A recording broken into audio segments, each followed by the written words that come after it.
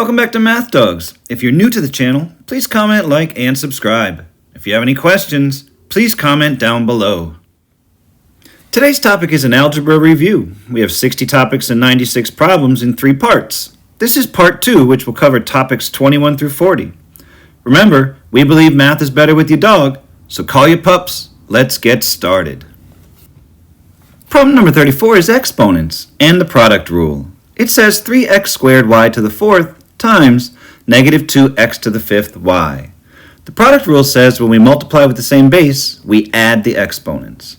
So first we'll deal with the numbers. 3 times negative 2 has always been and will forever be negative 6. Now we'll look at the x's. X squared times x to the 5th, we'll keep the base x and add 2 plus 5 and get 7. Then we'll look at the y's. Y to the 4th times y, and remember there's a hidden 1 right here. We'll keep the base y and add 4 plus 1 and get 5. So our answer is negative 6 x to the 7th y to the 5th. Problem number 35 is exponents dealing with the quotient rule. It says 4a to the 5th b to the 4th c divided by 6a squared b squared c. The quotient rule says that when we divide with the same base, we subtract the exponent. So first we'll deal with the numbers. 4 divided by 6. 4 can't be divided by 6 cleanly. However, we can reduce by 2 over 2 and get 2/3. Then we'll look at the base a. A to the 5th divided by a squared. I'll keep the base a and subtract 5 minus 2 is 3. Now we'll look at the b bases. B to the 4th divided by b squared. We'll keep the base b and subtract 4 minus 2 and get 2. Now we'll look at the c bases. C to the 1st divided by c to the 1st is 1, or as some people say, they cancel out. So our answer would be 2/3 a to the 3rd b squared. Problem number 36 is negative exponents. It says a to the negative 3rd. A negative sign on an exponent means you have to take the reciprocal and make the exponent positive. So a to the negative 3rd would be 1 over a to the positive 3. Problem number 37 is also negative exponents. It says m to the negative 5th n to the 6th divided by mn to the negative 2.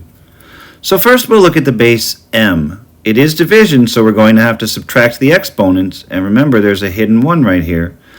We would keep the base m. Negative 5 minus 1 is negative 6.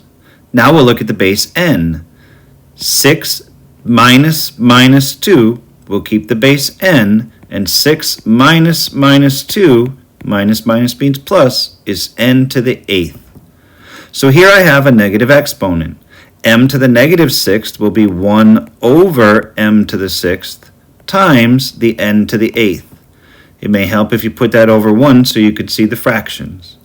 Multiplying across the top, 1 times n to the 8th is n to the 8th.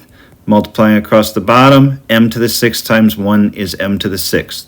So my answer is n to the 8th over m to the 6th. Problem number 38 is zero exponents. It says 5a to the 0 power. Any non-zero number raised to the 0 power equals 1. Notice that the 0 is only on the a, so I would have 5, a to the 0 would be 1, and 5 times 1 would be 5. Problem number 39 is also zero exponents. It says 3x squared y to the 9th, all raised to the 0 power. So remember, any non-zero number raised to the 0 power is equal to 1. And since this whole quantity, because of the parentheses, is being raised to the 0 power, the answer is simply 1. Problem number 40 is raising a power to another power. It says 3x squared yz to the 4th, all raised to the 2nd power. So I'm going to have to raise each item on the inside to the 2nd power. And when I raise a power to a higher power, I multiply the exponents. So let's start with the 3. 3 squared has always been and will forever be 9. Now we'll look at the x's. I'll keep the base x and multiply 2 times 2 and get 4. Now we'll look at the y's. Remember there's a hidden 1 right here. Keep the base y. 1 times 2 is 2. Finally we'll look at the base z. Keep the base z. 4 times 2 is 8. And so my answer is 9x to the 4th, y squared, z to the 8th. Problem number 41 is also raising a power to another power. It says negative 2ab squared to the 3rd times 4a squared b squared. So this actually is going to have two steps. First, we're going to have to use the power property. Then we're going to have to use the product property. So first I'm going to raise negative 2ab squared all to the 3rd power. So negative 2 to the 3rd power would be negative 2 times negative 2 times negative 2, which would be negative 8. Then I'm going to raise the a, remember there's a hidden 1 here, to the 3rd power. Keep the base a, 1 times 3 is 3. Then I'm going to raise the b squared to the 3rd power. Keep the base b, 2 times 3 is 6. And now I'm done with that power. I'll move on to the second part, 4a squared b, all raised to the 2nd power. So first, 4 squared. 4 times 4 is 16. A squared squared, I'll keep the base a and multiply 2 times 2, which is 4. Then I'll look at the b. Remember, there's a hidden 1 here. Keep the base b, 1 times 2 is 2. Now I'm going to apply the product property. So negative 8 times 16 has always been and will forever be negative 128. Now we'll look at the base a. A to the 3rd times a to the 4th, I'll keep the base a, and 3 plus 4 is 7. And last we'll look at the base b. B to the 6th times b squared, keep the base b, 6 plus 2 is 8. So my answer is negative 128 a to the 7th, b to the 8th. Problem number 42 is types and degrees of polynomials. It says name the type and degree of the polynomial 3x to the 5th minus 8x squared. So first, remember, terms are separated by plus signs and minus signs. So 3x to the 5th would be one term, and 8x squared would be a second term. Since there are two terms, we would call this a binomial. Bi meaning two, like a bicycle has two tires. Now let's find the degree. To find the degree of the polynomial, we have to find the degree of each term and then pick the largest. The degree of each term is given by the exponents. So the degree of the first term would be 5. The degree of the second term would be 2. I picked the largest, which is 5, so the degree of the entire polynomial would be 5. Problem number 43 is also types and degrees of polynomials. It says name the type and degree of the polynomial 2xy plus 9 minus x cubed y squared plus 6x to the 3rd. So again, remember, terms are separated by plus signs and minus signs. So 2xy is a term, 9 is a term, x cubed y squared is a term, and 6x to the 3rd is a term. So that would be what's called a 4-term polynomial. Now we'll find the degree. To find the degree, I have to find the degree of each term and then pick the largest. Remember, there's a hidden 1 on the x and a hidden 1 on the y. When I add 1 plus 1, the degree of the first term is 2. Since there's no exponents on variables in the second term, the degree of that term is 0. The degree of the third term would be 3 plus 2, which would be 5. And the degree of the fourth term would just be 3. Now I have to pick the largest number, which is 5. And so the degree of the whole polynomial would be 5. Problem number 44 is adding polynomials. I want to add 4x minus 7 plus 9x plus 11. Adding polynomials is just like combining like terms. So I know I have a 4x and a 9x. X is the name, they're like terms, and 4 plus 9 would be 13x. I also have a negative 7 plus 11, they're both numbers. Negative 7 plus 11 is a positive 4. So my answer would be 13x plus 4.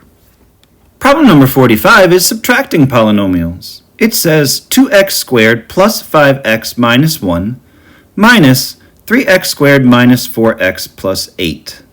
So we have an extra step with subtraction. First, we have to distribute the negative sign or take the opposite of every term in the second parentheses. So that would give me 2x squared plus 5x minus 1. The opposite of positive 3x squared is negative 3x squared. The opposite of negative 4x is positive 4x. And the opposite of positive 8 is negative 8. Now I can go ahead and combine like terms. I have 2x squared and negative 3x squared. That's going to give me a negative 1x squared, and I don't need to write the 1. It's a hidden 1 in math. Then I have positive 5x and positive 4x. That would be a positive 9x. And then last I have negative 1 and negative 8. Both of those are numbers. Negative 1 minus 8 would be negative 9. And so my answer would be negative x squared plus 9x minus 9. Problem number 46 is multiplying a monomial by a polynomial. It says negative 4x squared times 3x squared minus x plus 6. So I'm going to have to combine the distributive property with the product rule for exponents. So I'm going to multiply negative 4x squared times 3x squared. Negative 4 times 3 has always been and will forever be negative 12. X squared times x squared, remember keep the base x, add 2 plus 2 and get 4. Now I'm going to multiply negative 4x squared by the negative x. Remember there's a hidden 1 right here. Negative 4 times negative 1 is positive 4. And x squared times x, I'll keep the base x and add 2 plus another hidden 1, which is 3. Last, I'll multiply negative 4x squared by 6. Negative 4 times 6 is negative 24. Since there's no x on the 6, I just have x squared. So my answer is negative 12x to the 4th plus 4x cubed minus 24x squared. Problem number 47 is multiplying binomials, or what some people call the FOIL method. It's actually an application of the distributive property. We have x plus 5 times 2x minus 7. So to find this answer, we have to take the x and multiply it by both terms, and take the 5 and multiply it by both terms. So I would have x times 2x minus 7 plus 5 times 2x minus 7. So I would multiply x times 2x and get 2x squared, x times negative 7 and get negative 7x. My multiplication is finished, the parentheses closed. Then I would have 5 times 2x, which is 10x, and 5 times negative 7, which is negative 35. I can combine like terms, the negative 7x and the positive 10x, and so my answer would be 2x squared plus 3x minus 35. Problem number 48 is also multiplying binomials. This time we're going to use the FOIL method, the shortcut to what we did in the last problem. It says 3x minus 2 times 4x minus 1. So we're going to use the letters first, outer, inner, last. And so we multiply the first terms that we see, 3x times 4x, which would be 12x squared. We multiply the outside terms, 3x times negative 1, which would be negative 3x. The inside terms, negative 2 times 4x, which would be negative 8x. And then the last two terms, negative 2 times negative 1, which is positive 2. Now I just have to combine like terms. I have negative 3x and negative 8x, and so my answer would be 12x squared minus 11x plus 2. Problem number 49 is the greatest common factor. It says 4m squared n squared plus 6m. So this is actually a reversal of the distributive property, where we're going to have to factor out or take out the largest factor that's in both terms. So first, let's look at the 4 and the 6. The largest factor of 4 and 6, or what number would be multiplied by another number to get those, is 2. 2 times 2 and 2 times 3. So I'm going to factor that out. Now I'm going to look at m squared and m. Remember, there's a hidden 1 right here. What's the greatest common factor of m squared and m to the first? Well, m to the first is common. Even though it says the word greatest, you actually take the factor with the smaller exponent. So only m to the first is common because this second one doesn't have a 2. Next, we have n squared.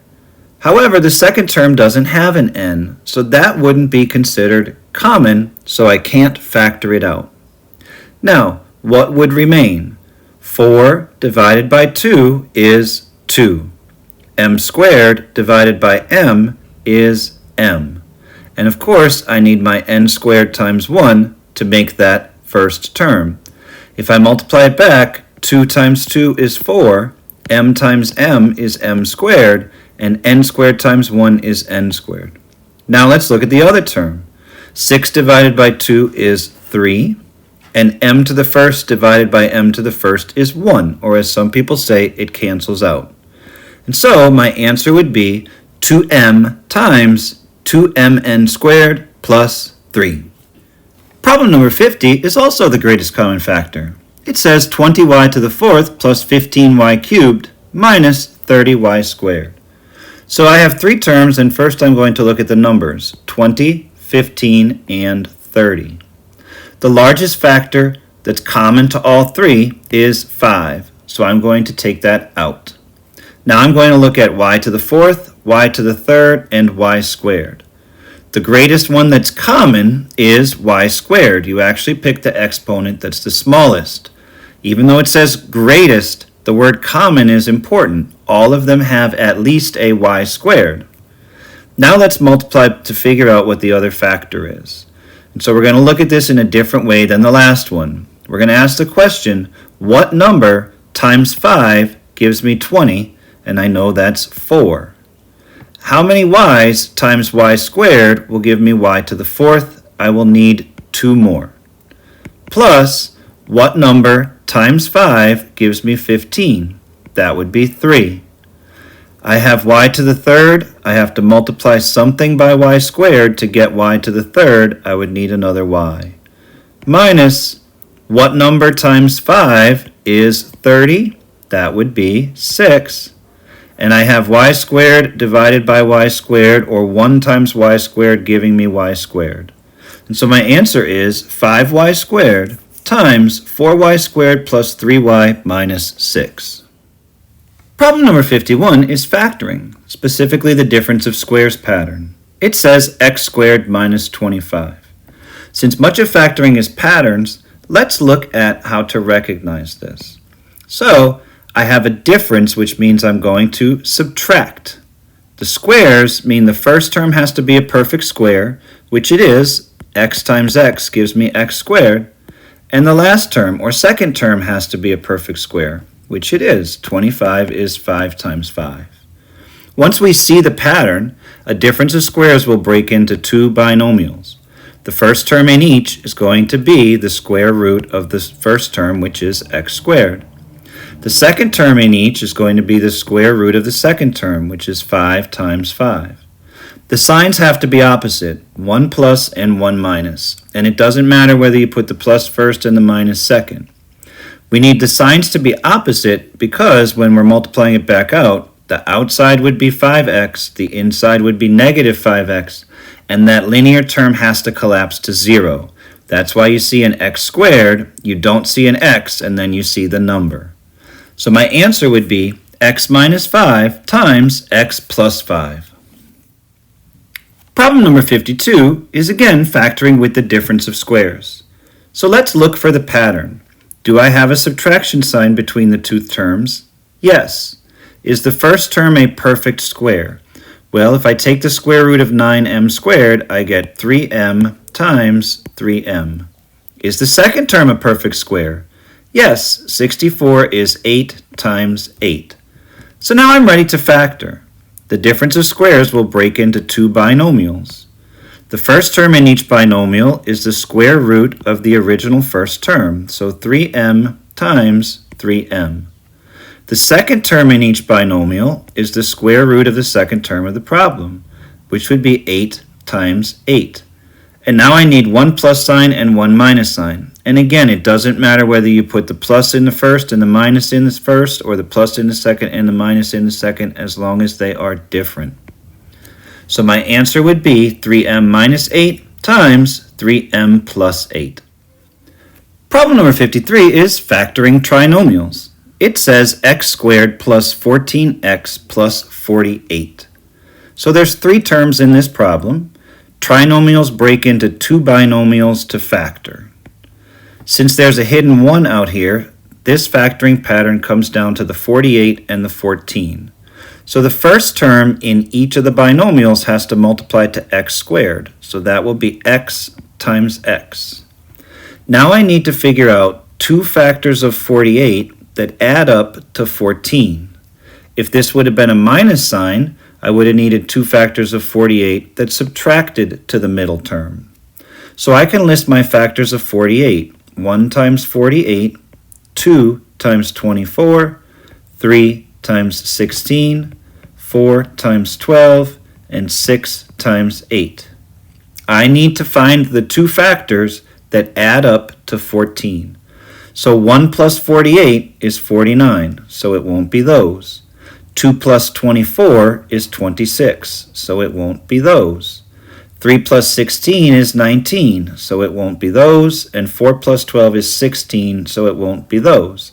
However, 6 plus 8 is 14. So those are the two factors of 48 that I want to use. 6 times 8.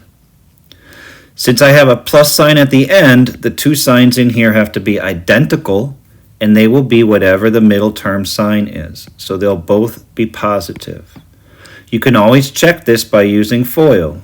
X squared plus 8x plus 6x will give me 14x plus 48.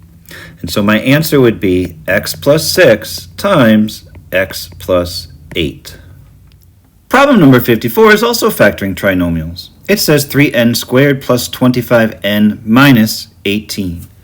So this time I don't have a coefficient of 1 on the quadratic term, I have a coefficient of 3, which means the factors 1 times 3 are going to have to be taken into consideration when I'm looking for my outside and inside terms, this time to subtract to 25.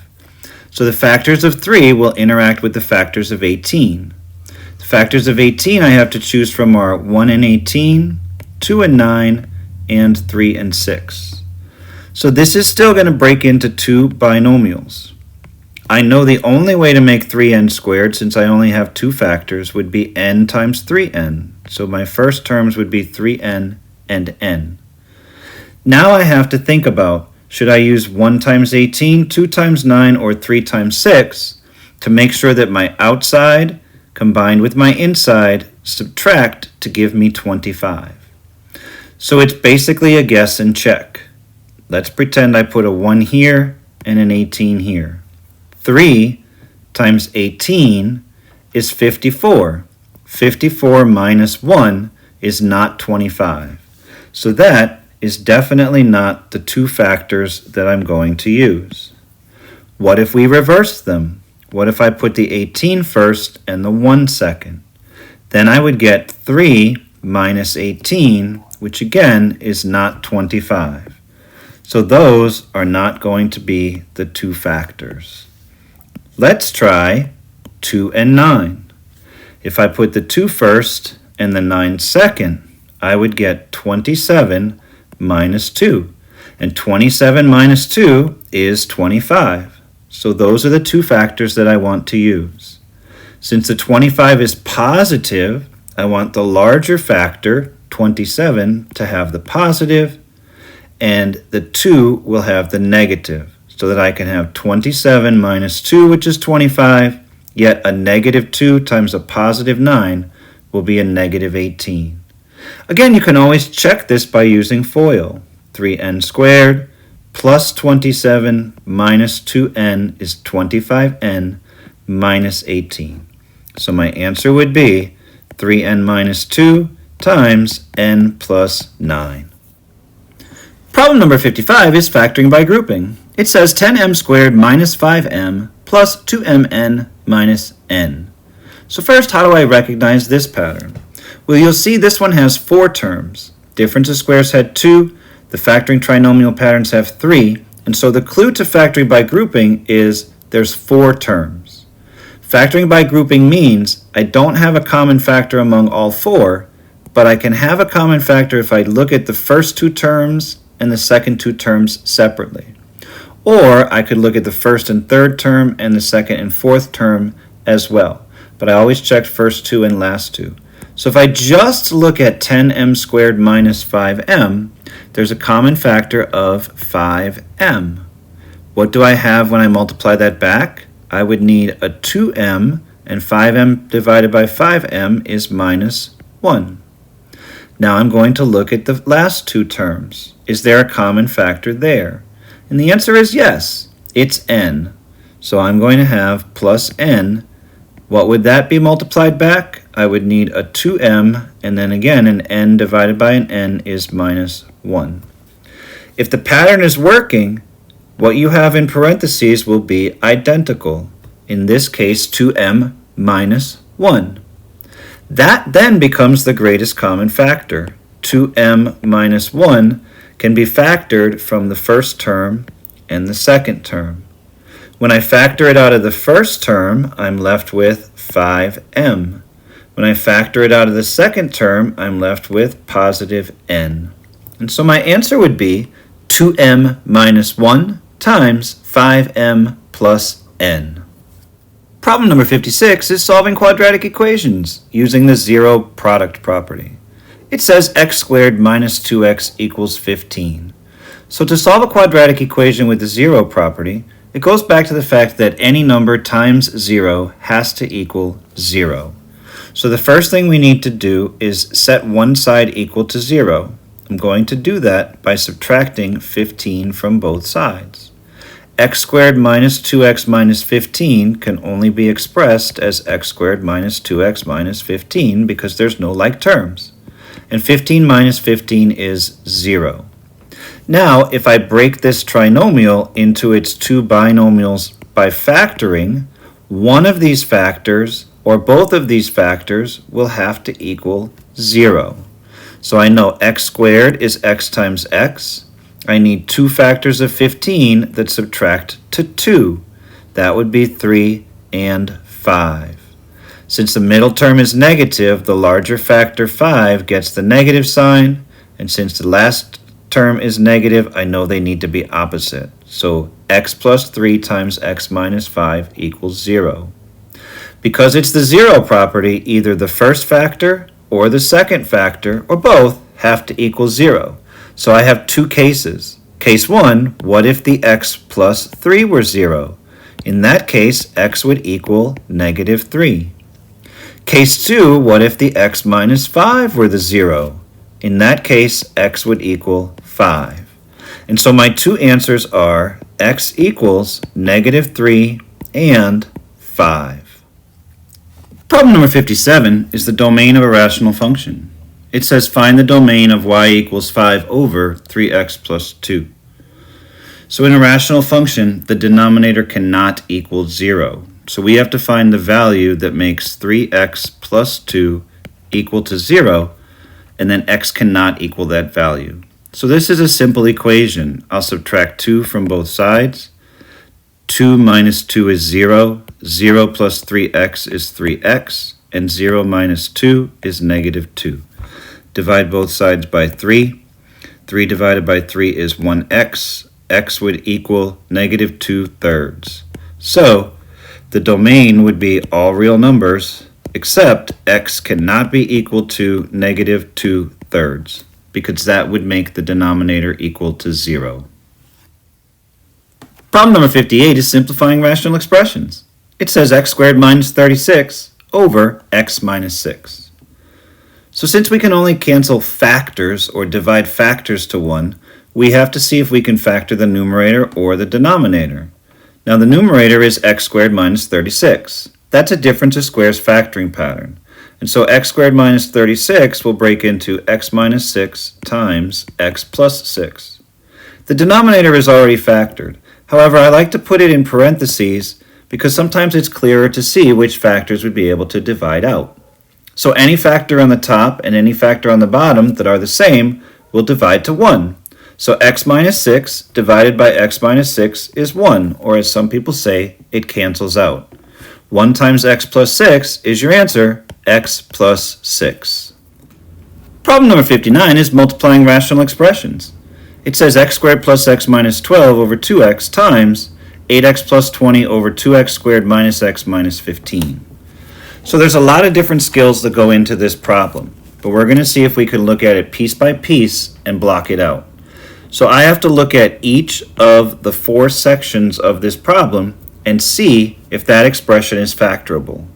I like to block out what's about to happen, so I'm going to have fraction bar times fraction bar. And then I'm going to factor or look at each piece, and I'm going to write where that piece belongs in the spot that I blocked it out. So x squared plus x minus 12. Since there's a hidden 1 right here, I need 2 factors of 12 that subtract to give me 1. That would be x plus 4 times x minus 3. Now I'm going to look at that denominator, 2x. 2x is already in factored form, so all I'm going to do is express it in this line and wait to get to the third line.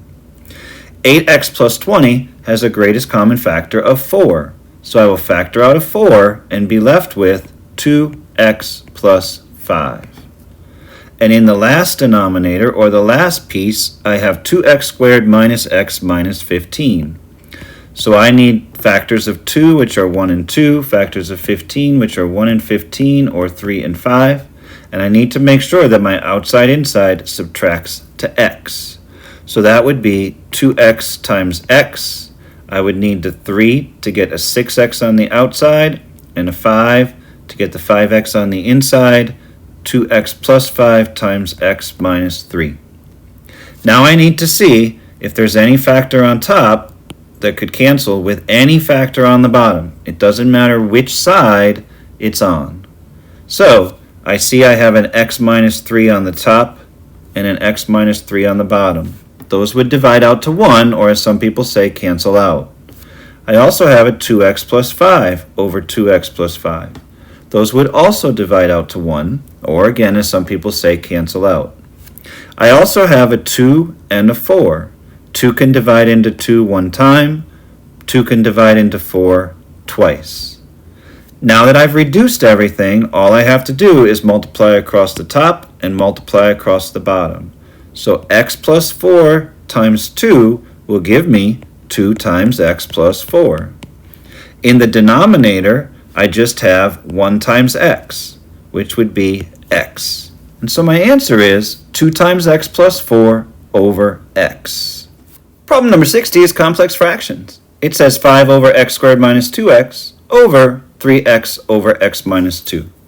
So a complex fraction is just a fraction within a fraction. It always has a main fraction bar, which is right here, and you'll see there's a fraction on the top of that main fraction bar and a fraction on the bottom of that main fraction bar.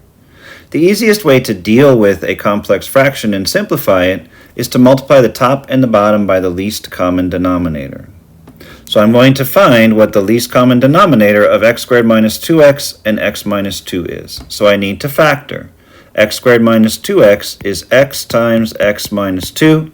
X minus 2 is already in factored form. Now to find my least common denominator, I need to take the lowest exponential power of every factor that I see. So first I see an x. I'm going to include that over itself. Then I have an x minus 2 to the first. I also have another x minus 2 to the first, so I'm going to include that. X minus 2 to the first, x minus 2 to the first. So anything over itself is just 1. Since I'm multiplying by 1, I'm not changing the value of the complex fraction. I'm going to put each of those over 1, so it's easier to see how we'll multiply on the top and the bottom of the main fraction bar. So x times x minus 2. X will divide out x, and x minus 2 will divide out x minus 2. That leaves me with 1 times 5, which is 5 in the numerator of the main fraction bar. In the denominator, I'll have x minus 2 divided out by x minus 2. That leaves me with x times 3x, which is 3x squared. And so the complex fraction simplified is 5 over 3x squared. Problem number 61 is adding rational expressions. It says 6 over x minus 5 plus 8 over x plus 5. So when I'm adding and subtracting fractions, even if they're algebraic fractions, I need a common denominator. So, as before, I like to put these in parentheses to see exactly what my factors are. I also like to block out the problem, so I have fraction bar plus fraction bar. So I need to take the lowest power of every factor that I have. So I have an x minus 5 and an x plus 5. I will need both of those in my least common denominator. So I'm going to write x minus 5, x plus 5 in the left fraction, and x minus 5 times x plus 5 in the right fraction. I had a 6 in the numerator to begin with in the left fraction, and I had an 8 to begin with in the numerator of the right fraction. So now I just need to figure out what form of 1 I need to multiply by. So you'll see I have 6 over x minus 5. That still exists in the fraction. What I've multiplied by in the bottom is x plus 5. So I need to multiply that on the top as well. So now I have the original fraction, here it is, multiplied by a form of 1. So I'm not changing the value. In the second fraction, I had an 8 over x plus 5. And you can see the 8 over x plus 5 here. What's new is the x minus 5. And so I'm going to have to multiply the numerator as well, x minus 5, to have x minus 5 over x minus 5, which is just 1. Again, anything times 1 does not change the value. Since my denominators are now common, I can add. So I'm going to write down my common denominator, x minus 5 times x plus 5. In the numerator, I have 6 times x plus 5 plus 8 times x minus 5. And so now all I have to do is simplify. Like previous problems, I have two distributive properties, 6 times x plus 5 and 8 times x minus 5. So I'm going to simplify those. That would give me 6x plus 30, and the multiplication because the parentheses closed, plus 8x minus 40, and all of this will still be over the denominator that was common, x minus 5 times x plus 5. Now I'm going to simplify this numerator. 6x and 8x are like terms. They would add to 14x, and 30 minus 40 is negative 10. I'm going to put that back over the common denominator of x minus 5 times x plus 5. And so my answer would be 14x minus 10 over x minus 5 times x plus 5. Problem number 62 is solving rational equations. It says x minus 3 over x plus 3 plus 4 over x minus 3 equals x minus 9 over x minus 3. So there's a lot of different skills in this problem. We're going to take it piece by piece, step by step. The first thing I'm going to do is put all of my binomials in parentheses so I can see better as what factors they are. Just like any equation with fractions in it, we want to multiply both sides by the least common denominator in order to eliminate the denominator or the fractions and just get back to a regular type of equation. So this time I'm going to have to multiply both sides. There's two terms on the left side and the single term on the right side. I'm going to look at my denominators. Remember, I need the lowest power of every factor. So I have x plus 3 to the first. I'm going to need to include that on both sides. And I have an x minus 3 to the first. I'm going to need to include that on both sides.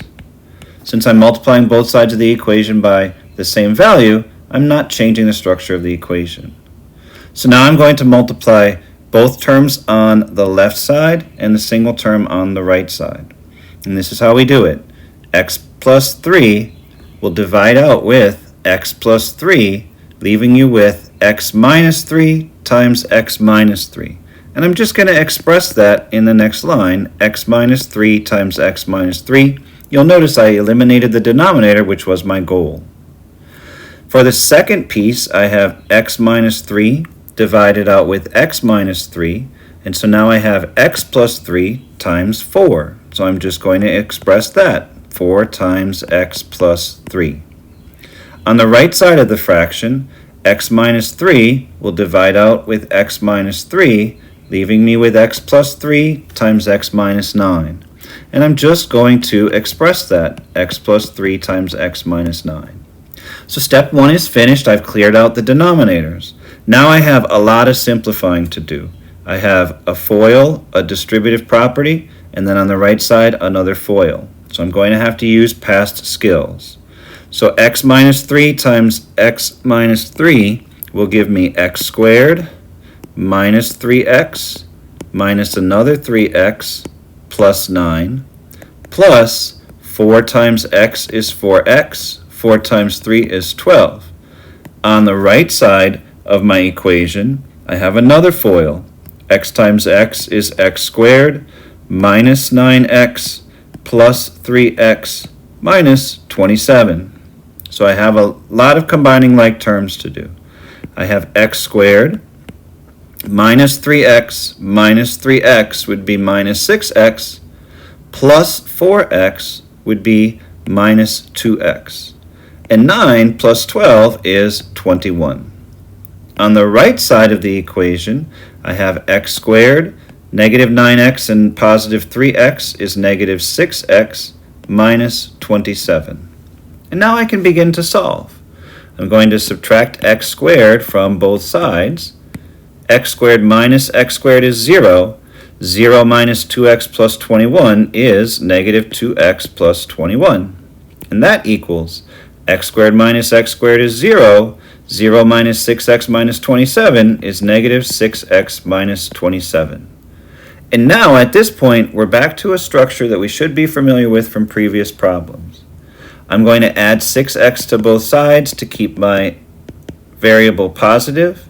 Negative 2x plus 6x is 4x plus 21 equals negative 6x plus 6x is 0 minus 27 is negative 27.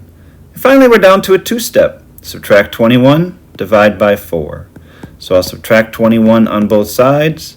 21 minus 21 is 0. 0 plus 4x is 4x.